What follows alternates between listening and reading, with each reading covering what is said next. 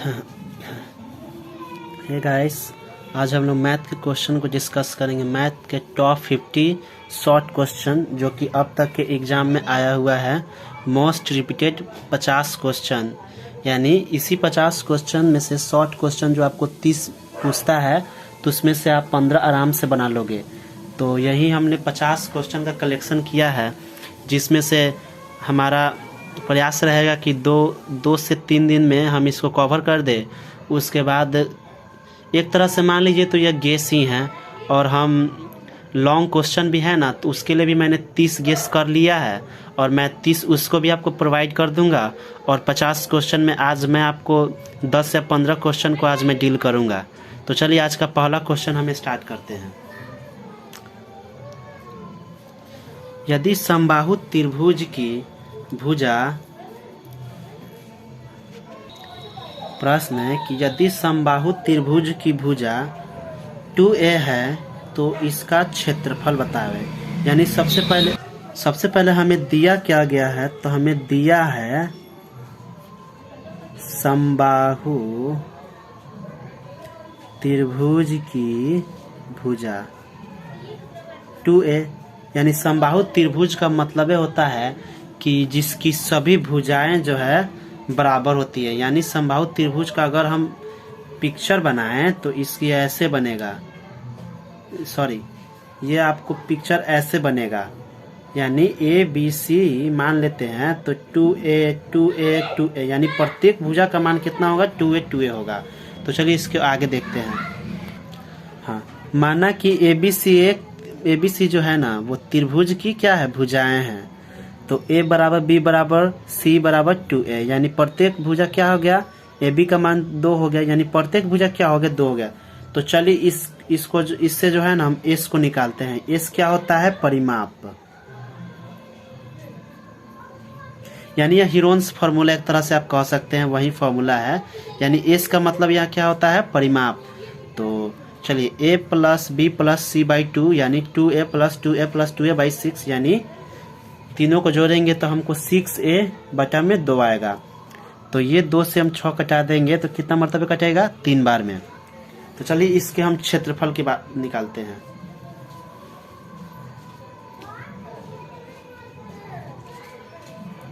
तो समबाहु त्रिभुज का क्षेत्रफल होता है, यानी समबाहु त्रिभुज का क्षेत्रफल बराबर होता है रूट अंदर में s minus a, s minus a, s minus b, s minus c।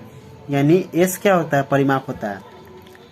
3 minus 2a, 3 minus 2a, 3a minus 2a, 3a minus 2a, 3a minus 2a। यानी इन तीनों में जो है 3a हो गया।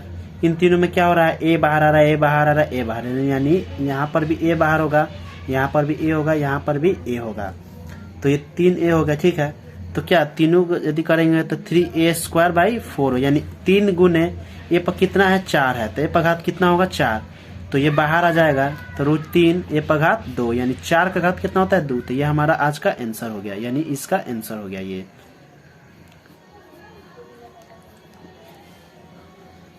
चलिए क्वेश्चन नंबर 2 को देखते हैं। क्वेश्चन नंबर 2 मैंने एकदम बेसिक सा लिया है, यानी आयत के फॉर्मूला पर आधारित प्रश्न है। तो चलिए ये आपको बचपन में ही आप लोगों ने 6 या 7 क्लास में पढ़ा होगा, यानी एकदम बेसिक सा क्वेश्चन है। चलिए इसको हम देखते हैं। आयत का क्षेत्रफल हमारा 20 दिया हुआ है और लंबाई इसका 10 दिया हुआ है, तो चौड़ाई क्या होगा। तो क्षेत्रफल का फॉर्मूला हम जानते हैं,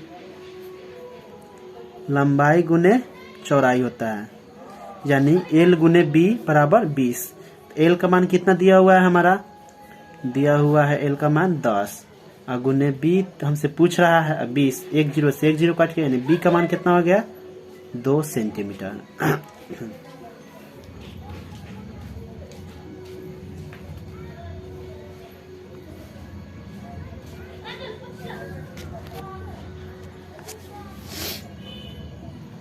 चलिए क्वेश्चन नंबर आज के 3 को देखते हैं। तो प्रश्न कह रहा है, यदि 15 cot a का मान 8 है तो sin a और cos a का मान बताएं।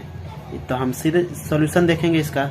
तो इसका सॉल्यूशन चलिए देखते हैं। तो 15 cot a बराबर 8 हो गया, तो cot a बराबर होता है ए बराबर हो गया 8 बटा यानी ये 15 हो गया, यानी आधार बटा लंब बराबर 8 बटा 15 आ गया। तो चलिए आधार हो गया कितना हमारा 8 और 15 क्या हो गया लंब हो गया, यानी लंब हो गया या आधार हो गया। तो ये क्या होता है कर्ण। कर्ण हमें सबसे पहले फाइंड करना, तो चलिए कर्ण पता करते हैं। तो हम लोगों ने पाइथागोरस थ्योरम पढ़ा ही होगा, जिसमें होता है कि कर्ण का स्क्वायर बराबर रूट अंदर में लंब का स्क्वायर जोड़ आधार का स्क्वायर। तो चलिए आज हम उसी फॉर्मूला का यूज करते हैं। तो कर्ण स्क्वायर बराबर होता क्या है लंब का स्क्वायर जोड़ आधार का स्क्वायर, जिसमें हमारा लंब कितना दिया हुआ है 15 और आधार कितना दिया हुआ है 8। तो 15 का स्क्वायर जोड़ 8 का स्क्वायर यानी 15 का स्क्वायर 225 और 8 का स्क्वायर 64। तो दोनों को जोड़ देंगे तो 289 आएगा। तो कर्ण का मान हमारा कितना हो जाएगा 17 सेंटीमीटर। साइन ए, तो साइन ए बराबर पूछ रहा है, तो साइन थीटा बराबर क्या होता है लंब बटा आधार, यानी लंब का मान कितना हो गया हमारा, तो लंब का मान हो गया ये लंब हो गया, ये क्या हो गया हमारा आधार। तो 15 बटा में 17 हो गया और कॉस से यानी आधार बटा कर्ण, तो आधार कितना 8 कर्ण हो गया 17, यानी ये होगा हमारा आज का आंसर। चलिए क्वेश्चन नंबर 4 को देखते हैं। ये गाइस वीडियो बनाने में बहुत मेहनत लग रहा है, तो प्लीज़ इसे लाइक शेयर और हमारे चैनल को सब्सक्राइब कर दीजिए। चलिए क्वेश्चन नंबर आज का 4 देखते हैं। यदि समांतर श्रेणी में 3/2, 1/2, -1/2 और -3/2 के लिए प्रथम पद ए तथा सार्व अंतर डी लिखिए। यानी हमें जो है ना प्रथम पद ए और सार्व अंतर यानी डी विभित्तर को ज्ञात करना है। यह भी प्रश्न आपका 2011 में पूछा गया है। चलिए देखते हैं। a1 बराबर हो जाएगा 3/2, फर्स्ट वैल्यू a1 होता है और सेकेंड वैल्यू हमारा क्या होता है a2 होता है।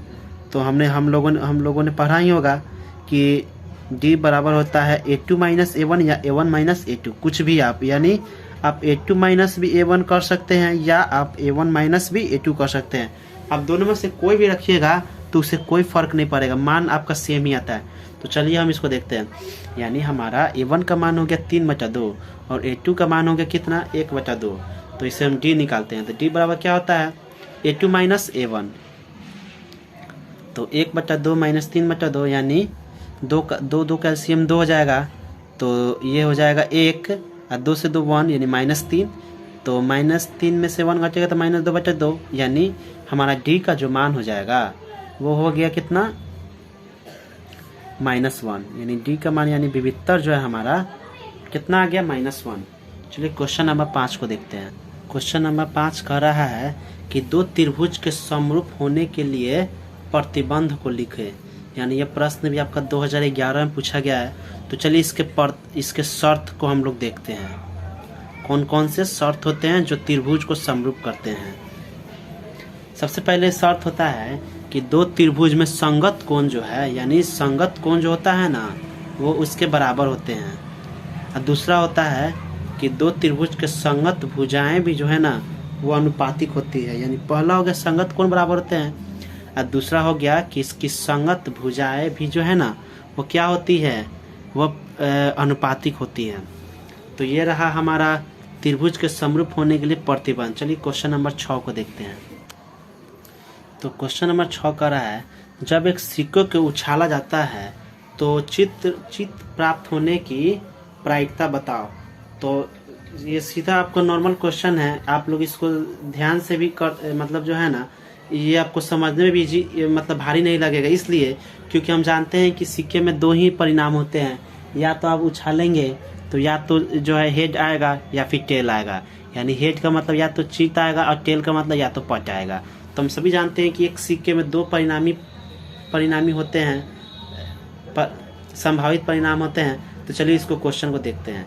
यानी एक सिक्के में 2 संभावित परिणाम होता है, अतः जब हम सिक्का को उछालते हैं तो या तो परिणाम चित आता है या तो एक साइड उसके नीचे होता है। हम सभी जानते हैं कि अगर मान लीजिए हम सिक्का को उछालते हैं तो हमें कोई एक सिरा ही दिखाई देता है तो एक सिरा उसके नीचे हो जाता है। तो वहीं यहाँ पर दिया गया है, यानी चित प्राप्त करने की संभावित परिणाम 1/2 होगा। यह रहा इसका answer. Question number 7। Question number 7 है एक त्रिभुज ABC की भुजा BC पर एक बिंदु डी बीसी पर जो है ना, एक बिंदु डी इस प्रकार से स्थित है कि कोण एडीसी यानी एडीसी ये वाला और कोण बीएसी यानी बीएसी ये जो है, और बीएसी तो दिखाएं कि सी ए स्क्वायर का जो मान होता है वो C B into C D के बराबर होता है।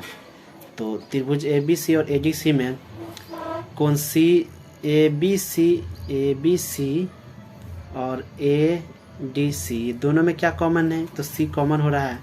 तो कौन सी बराबर कौन सी, तो कौन बी ए सी बराबर हो जाएगा कौन बी ए सी यानी ये वाला कौन, और कौन ए डी सी यानी ए डी सी यानी ये वाला कौन, ये वाला कौन क्या हो रहा है ए एस समरूपता से। तो कौन सी बी बाई सी ए यानी कौन सी बी बाई सी ए यानी सी बी बाई सी ए बराबर हो जाएगा सी ए बटा में सी डी। तो इन दोनों में इसको क्रॉस मल्टीप्लाई करेंगे तो सी ए स्क्वायर बराबर हो जाएगा C B into C D, यानी सी बी यानी ये हो गया कौन सी बी यानी ये दोनों हो गया सी बी अब बटा में सी ए, ऐसे कर देना है, ये दोनों हो गया। अब फिर सी ए, फिर इसी चीज़ को ऊपर लिख देना है सी ए बटा में क्या हो जाएगा नीचे सी डी, यानी ये हो जाएगा। तो ये दोनों को क्रॉस मल्टीप्लाई कर देंगे तो सी ए स्क्वायर बराबर C B into C D हो जाएगा।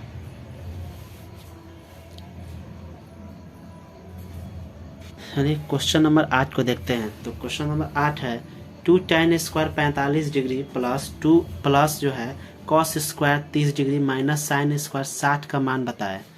तो दो गुने tan square 45 plus cos square 30 minus sine square 60। तो 2 गुने साइन 45 का मान होता है 1, सॉरी tan 45 का मान होता है 1, तो 1 का स्क्वायर हो जाएगा। और cos स्क्वायर 30 डिग्री यानी 1/2 1/√2 और √3/2 यानी 30 हो गया, ये 45 हो गया और ये 60 हो गया। तो ये साइन 30 का मान ये होता है, 45 का ये होता है, 60 का ये होता है।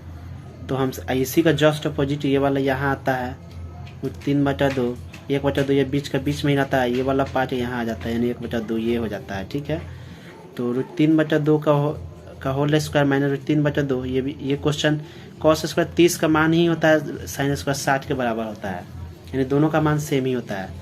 तो 2 ये हो गया प्लस 3 का स्क्वायर 3/4 माइनस 3/4, 3/4 से 3/4 यानी प्लस माइनस ये कट गया, तो सीधा हमारा बचा क्या 2।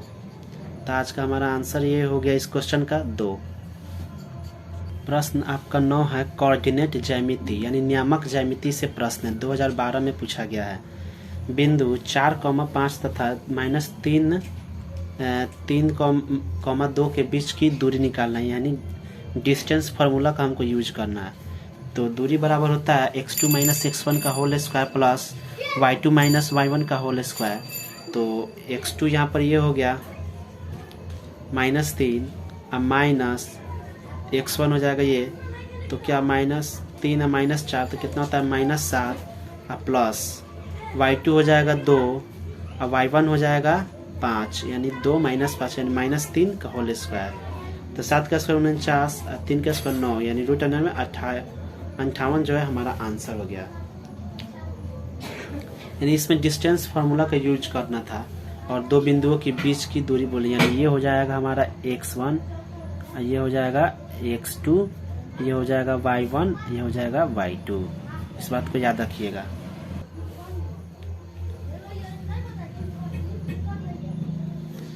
चलिए आज का लास्ट क्वेश्चन नंबर 10 को देखते हैं। तो क्वेश्चन नंबर 10 कह रहा है समांतर श्रेणी 1, 4, 7, 10 के 18वें पद बताएं। ये भी क्वेश्चन 2012 में पूछा गया है और लगभग 2-3 बार ये क्वेश्चन इसी क्वेश्चन को रिपीट किया गया है। सॉल्यूशन पहला पद हो जाएगा हमारा a और d यानी a2 - a1 यानी ये होता है हमारा a1 और ये होता है हमारा a2। तो a2 - a1 हो जाएगा यानी 4 में से 1 घटेगा तो 3 हो गया। तो हमसे क्या 18वां पद पूछ रहा है, तो 18वां पद के निकालने का फॉर्मूला ये होता है +17 इजी में निकल जाएगा, या आपको an बराबर होता है ए इंटू एन -1 इंटू डी, या आप इसका भी यूज कर सकते हैं। तो ये थोड़ा सा लॉन्ग हो जाता है। आप ऐसे अभी कोई भी पद बोल जाएगा तो एक पहले को यहाँ पर जो है लिख देंगे। कोई पद पूछेगा, जैसे 30 पूछता है यानी ए 30 का मान बताया तो ए प्लस 29 डी, ए 20 का मान ए प्लस 19 डी, ए 17 का मान तो ए प्लस 16 डी, ए 18 का मान तो ए प्लस 17 डी। यानी जो भी यहाँ बोलता है ना उसका एक अंक पहले करके डी से डी यहाँ पर कर देंगे। तो ए का मान 3, 1 प्लस में डी का मान हो जाएगा 3, क्योंकि निकाला है हमने 3, तो 17 3 51 आए, कितना हो गया 52 हो गया हमारा आंसर। क्वेश्चन नंबर 11 कह रहा है कि दो समरूप त्रिभुज का क्षेत्रफल 36 सेंटीमीटर स्क्वायर है एवं 21 सेंटीमीटर स्क्वायर है। तो यदि पहले त्रिभुज की ऊंचाई 4.8 सेंटीमीटर है तो दूसरे त्रिभुज की संगत ऊंचाई बताए। ये क्वेश्चन 2012 में पूछा गया है। चलिए इसके आंसर को देखते हैं। इसका स्टेटमेंट है कि दो समरूप त्रिभुज के क्षेत्रफल का अनुपात उनके संगत ऊंचाइयों के वर्गों के अनुपात के क्या अनुपात होते हैं। यानी h1 का स्क्वायर बटा में h2 का स्क्वायर बराबर होता है, बराबर हो जाएगा यानी 36 बटा में 81, यानी h1 बटा h2 स्क्वायर हटेगा तो क्या रूट चढ़ेगा, तो 36 का स्क्वायर कितना होता है 6, यानी 6 का स्क्वायर 36, तो 36 का वर्ग कितना होता है 6, 81 का वर्ग 9, 2/3 हो गया। तो h1 बटा में h2 हो गया 2/3। h1 का मान कितना दिया हुआ है 4.8 बटा में h2 और 2/3 ये दिया हो गया।